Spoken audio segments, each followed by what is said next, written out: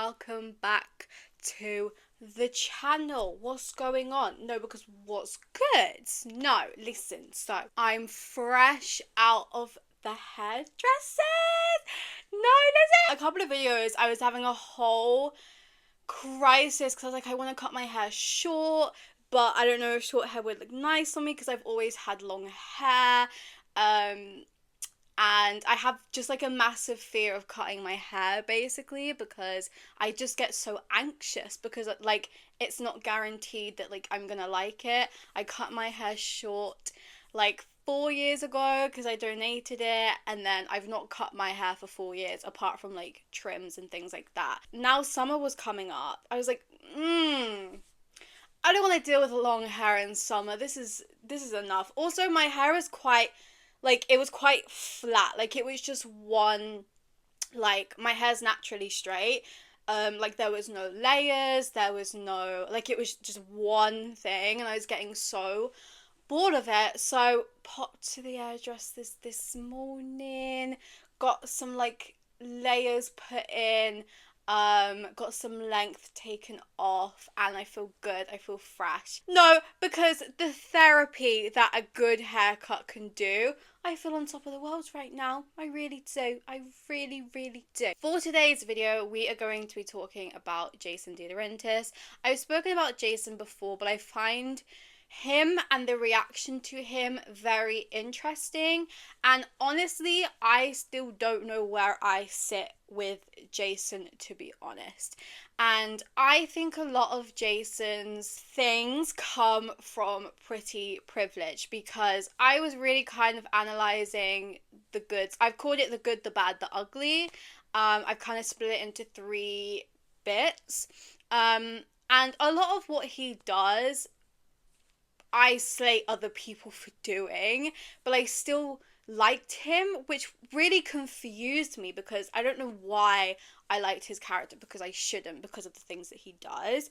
But I don't know, I have a soft spot for him, and I think low key a lot of it is due to pretty privilege, I have to say, because at the end of the day, let's address the elephant in the room. He does make the girls and the gays twirl their hair, kick their feet, giggle at the end of the day. Like, let's not beat around the bush there. Jason does make us do that. So although I really, really like Jason's character development, we'll talk about that a bit later on, but I really value his character development. I think it's really good. I think it's one of the best on the show. Honestly, one of the only really character developments that take place which I actually enjoyed. So like I've said, I've kind of split this into three parts. I've called it the good, the bad, the ugly. Because I think there's three sides to Jason, and when you really analyze the sides, they don't outweigh each other, but like you can see why there's so many contradicting things towards him, because although Jason was involved in some shady stuff, some dodgy stuff, I don't think you can overlook the trauma that he went through pre-disappearance, but also post kind of disappearance and things like that. But then the trauma doesn't make up for the things that he did do. So it's really contradicting, if I'm being honest, because like I said, I do like Jason's character. I do. But I think, like I said, and there's a point I'm going to bring up later on, I think pretty privilege makes a massive part in it, to be honest. Let's not beat around the bush. So the good, I think Jason's character development is so good. I really value his character development. You kind of have a character who is lost within himself pre-disappearance, but also kind of like the first few seasons on the show, he's very lost in who he is and kind of where he belongs. I think a lot of that is due to his family trauma and the things that he finds out, but we will speak upon that when due. But I really value his character development. At the start, he's kind of this really, I guess, like jock character. He gives me like those vibes, and he's quite mean. He's quite a bad brother to Allison. He's quite upbeat. He's not upbeat, sorry, that's the wrong word. Aggressive, and I think very spiraling out of control type of thing. He, takes comfort in drugs and alcohol. And he's really lost within himself. And I think it's really important to notice that when he is lost within himself and when he's going through this thing that he's going through, no one's really there for him. Pre-disappearance, we don't really see him kind of having a fatherly moment with his dad or Kenneth at the time. Nothing really with Jessica either. So I think it's quite important to acknowledge that we see him going through these things, but no one's really there for Jason. No one's really, as a parental figure, no one's there for him. I think by the time we see him again, when he comes back in his, Jesus cosplay, he is a very much improved brother. I think throughout the show, he improves as a brother. I think you can look upon when Allison came back. I think you can see it both ways. I think you can see a really uptight, miserable guy like preventing Allison from doing anything, or you can see it in the perspective, which I see it as kind of like the brother trying to protect his sister. He doesn't want the same thing to happen. His mum just died, so he wants to protect his family. But he comes back in season 7, and he kicks Mary out of the house, and he's like, I'm gonna protect Allison and things like that from Mary after the whole Archer thing. So I think as a brother, I think he definitely improves from the character that we are kind of given at the start of the show. At the start of the show, he's really not a good brother. He's quite threatening towards Allison, but he's also just very miserable, and just, I think he snaps at people, and he's really lost within himself. But overall, the good, I think Jason is quite a kind character when we see him again. I think he's quite nice.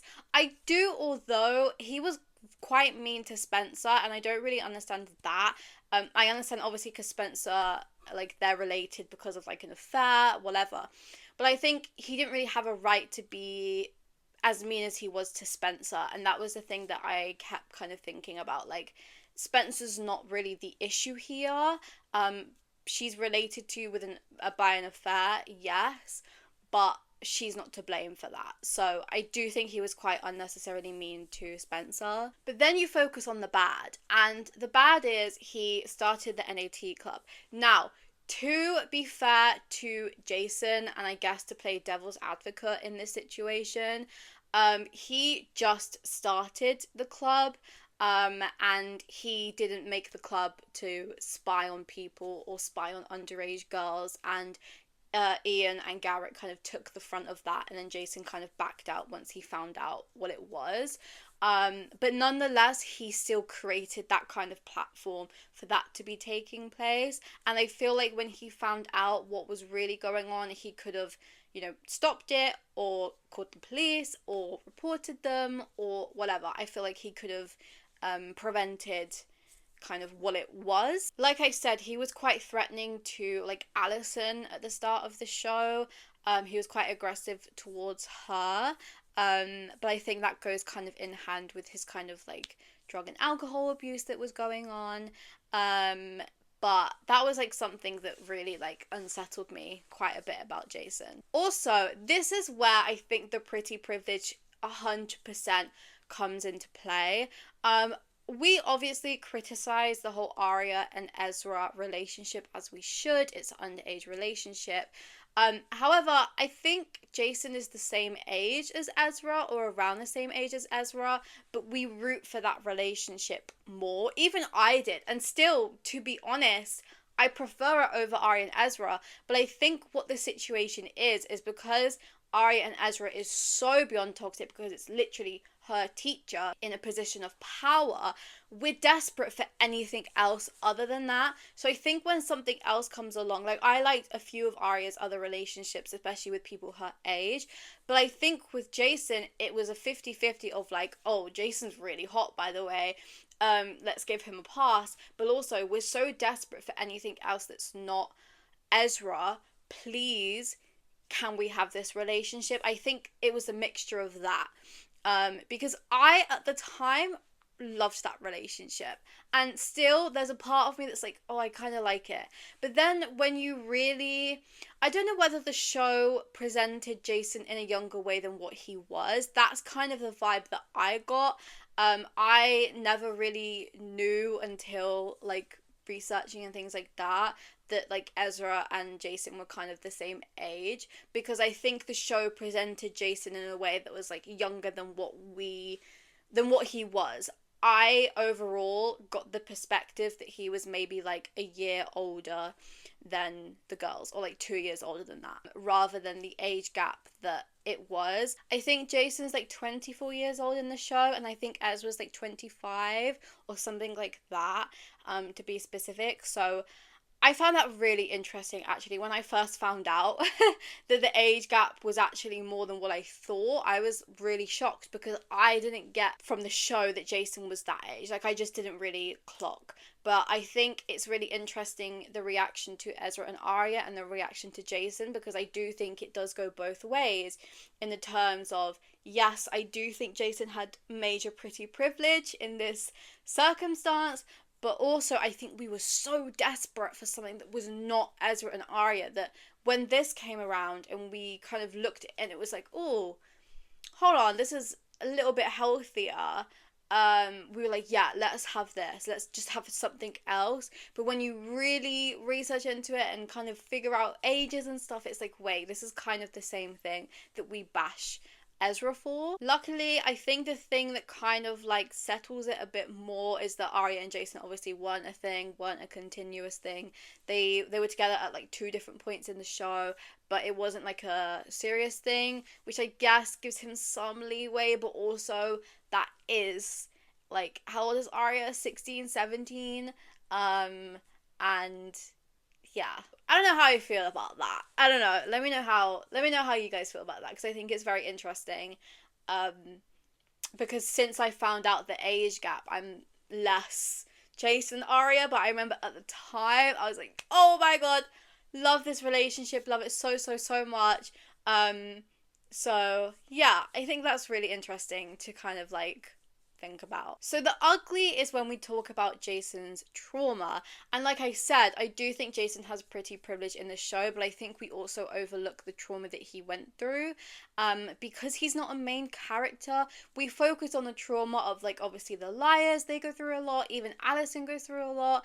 But I feel like Jason is one of the side characters who goes through so much in his life that we really overlook it as trauma for his character. And it's really, I don't know, like when you really think about it, I have a whole list here literally written down. Like, it's a lot.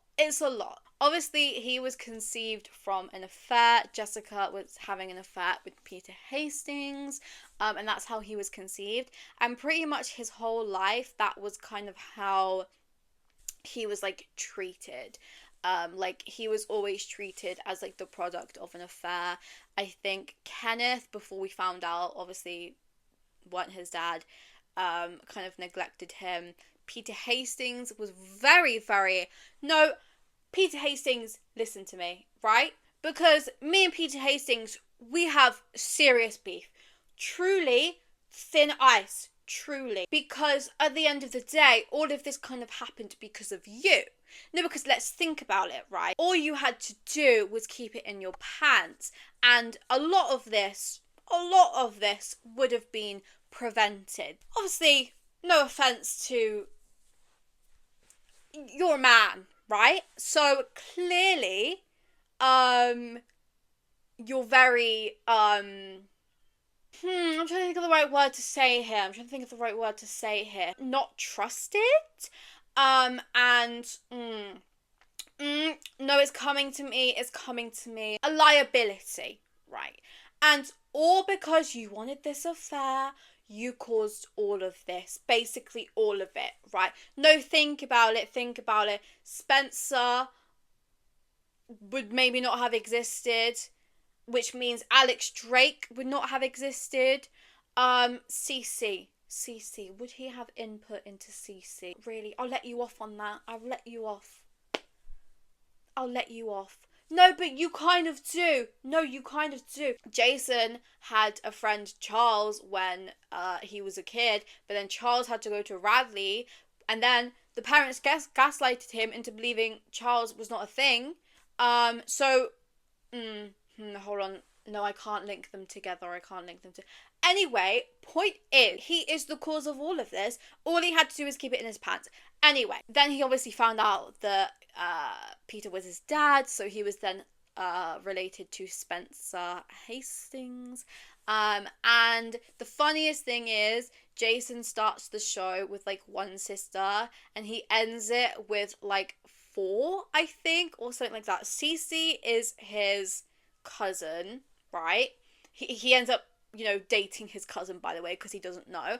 And then Spencer and Alex are half siblings, and then Melissa is half sister. Yeah. Wow. He's got a lot of Christmas cards to write this Christmas. Yeah, the whole thing about gaslighting him into believing that Charles was never really there and it was a whole imagination thing. I can't imagine when he found that out later on in life how traumatized he would be from that, because you have a friend who you thought was real, but then you're told is fake, but then you find out it was actually real, and that Charles is A and Charles is Cece, and you actually dated Cece, but Cece's actually your cousin, and the Cece's mum is actually your mum's secret evil twin, who tried to kill your mum, did kill your mum, but in the process slept with your dad, and had Spencer and Spencer's evil twin sister. Sorry? Sorry. What on earth? Sorry. He obviously had his battle with drugs and alcohol, which anyone who kind of overcomes addiction, I have so much, proudness for. I think overcoming something as strong as an addiction is one of the strongest things you can do. So for him to kind of go through that and then kind of come through at the end, I really admire. But he also had that problem to add to his trauma. Like I said, parental figures he didn't really have. His fake father didn't really like him. His real dad didn't like him. Mrs. Hastings, Veronica, was really rude to him as well. Obviously, they aren't really related, but still, that's your stepson. And then Jessica DiLaurentis, I felt like was never really there for Jason. His mum died. His aunt killed his mum. And then he found his mum's body in the backyard as well. He has been through it. His sister obviously went missing. Allison went missing, and then the whole Halloween train. I still remember the look that he had on his face when the whole Halloween train, when the body, fell through and he saw his, sister's, body bag. I know it wasn't actually Allison's, but, still, he thought it was. I cannot imagine that. Are you kidding me? A lot of his friends died as well. And although the friends were terrible, like Garrett and Ian, those are still his friends at the end of the day, and I think that would still have some trauma in your mind. You've lost so many people. It also felt like Jason was always cleaning up after somebody, whether his parents was hiding something and he was cleaning up after them, or when Allison came back, no one was obviously there. Kenneth was, I guess, but Jason kind of took the front of that. It just always felt like Jason was kind of the head of the family, even in a family that didn't really like him, and would always be kind of clearing up after everybody. So my final conclusions on Jason are, I think to ignore his trauma would be very kind of ignorant to do that. I think he's one of the characters on the show where the trauma does get overlooked and we don't really think about actually everything that he kind of went through as a person, as a human. I think a lot of his family stuff shaped who he became and who he was. I think Jason's character development is one of the best on the show, kind of one of the only that we are given. I really, really value his character development and kind of overcoming a lot of the monsters that were inside of him. I really value a character like that. However, I think it's really hard to also look past the Arya thing, but also the NAT club. Although he wasn't involved in like the creepy stuff in the NAT club, he would have known what was going on, and I think he could have kind of put a stop to that or have prevented it, and he ultimately created the platform for that to take place. However, after I've just said that, I do like Jason. I think just his character growth, I really, really like. It's a shame these other things let them down, and when I, say that I like Jason, I also acknowledge the fact that he is very much not perfect. He did do these things, which I obviously do not support. But I think Jason's overall character, as the show progresses and he grows within himself and he becomes a better person and he acknowledges his mistakes and his actions, I really like that and I value that as well. But I do think a lot of pretty privilege does come into Jason's character as a whole, how we view his character, how the discussions around his character are. I would love to hear your opinions down below regarding Jason. I think it's a really interesting topic because, like I said, although I acknowledge the things that he set up and the things that he did do, which I do not support, I do overall value the character development that he had. From the beginning of the show to the end of the show. But also, maybe because Rosewood has so many bad and corrupt people, as soon as we get a character that shows a little bit of good inside of them, we kind of cling on to them. So maybe it is that in that retrospect. But yeah, I'd love to hear your opinions regarding it. Make sure to like and subscribe, and I will see you guys in my next video. Bye, guys.